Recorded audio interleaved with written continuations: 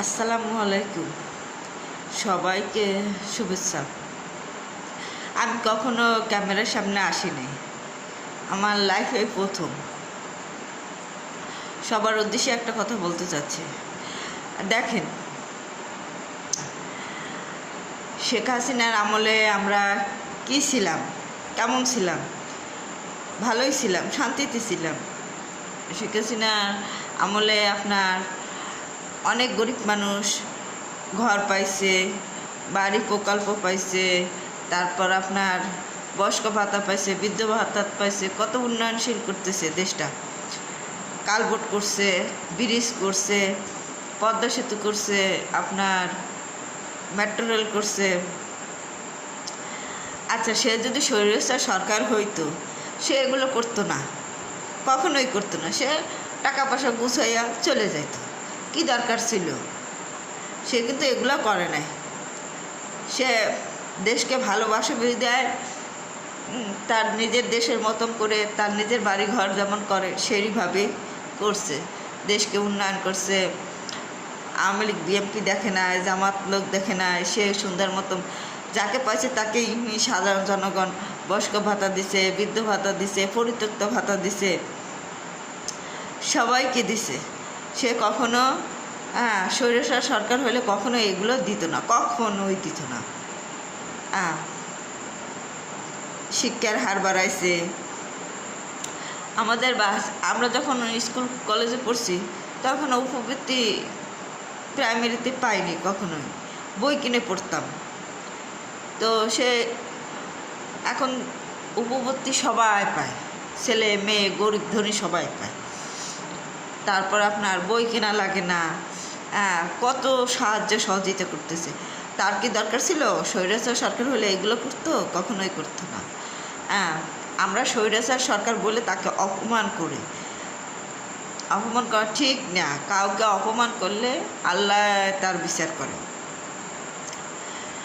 ঠিক আছে? দেখেন, সে আমাদের দেশের জন্য কি না করছে, কত উন্নয়নশীল করছে। আর এখন বাংলাদেশটা কোথায় চলে গেছে? ইউটিউবে গেলে, টিভিতে গেলে খালি আন্দোলন, এখানে আন্দোলন, ওখানে আন্দোলন। ইডেন কলেজ নাম করা শুনছি, সেইখানেও মেয়েরা মারামারি করতেছে, চুলাচুলি করতেছে। এটা কি ভালো? এটা কি শিক্ষা বলে? অশিক্ষার হার বাইরে দিতেছে, ভদ্রতা নাই। আবার আইডিন কলেজে কি ঢাকা স্কুলের সাইনবোর্ড নিয়ে গেছে। এইটি কি হইল? এখন শিক্ষক বাবা মার পরের স্থান হলে শিক্ষক। যে শিক্ষকের আদেশ নিয়ে আমরা বড় হই, সেই শিক্ষকরে জোর করে পদত্যাগ করাই। এটা আমরা কোন সমাজে বসবাস করি, কোন বাংলাদেশে বসবাস করি? এটা বাংলাদেশে বাস করা হইলেও হয় না, কখনোই বাংলাদেশে বাস করা হয় না। আমার মনে হয় সরকার, শেখ হাসিনা সরকার যদি অন্যায়ও করে থাকে, সে ক্ষতিপূরণ দিত, অবশ্যই দিত। সে অনেক মানুষ, গরিব মানুষের সাহায্য সহযোগিতা করছে, ঠিক আছে? হয়তো আমি পাইনি জন্মগত, কিন্তু জন্মগত ওনার ভাষণ, ওনার বক্তব্য, ওনার ইংলিশে কথা বলা, বাংলায় কথা বলা, মানে ওনার রক্ত মিশে বলে জুড়ে আছে। ওনার জায়গাটা কাউকেই দিতে পারবো না, কখনোই না, কোনো দিনও না, কোনো দিনও সম্ভবও না। ওনার ভাষণ, তারপর ওনার বক্তব্য, এত সুন্দর বক্তব্য দেয়, এত সুন্দর কথা বলে, এত সুন্দর চলাফেরা করে, ঠিক আছে? কোনো সরকার আসলে আপনার এত সুন্দর করে কথা বলবে না, কখনোই না। আমরা তাকে অপমান করতেছি স্বৈরাচার সরকার বলতে। স্বৈরাচার সরকার সে না, আমাদের ছাত্ররা স্বৈরাচার সরকার, স্বৈরাচার ছাত্রছাত্রীরা।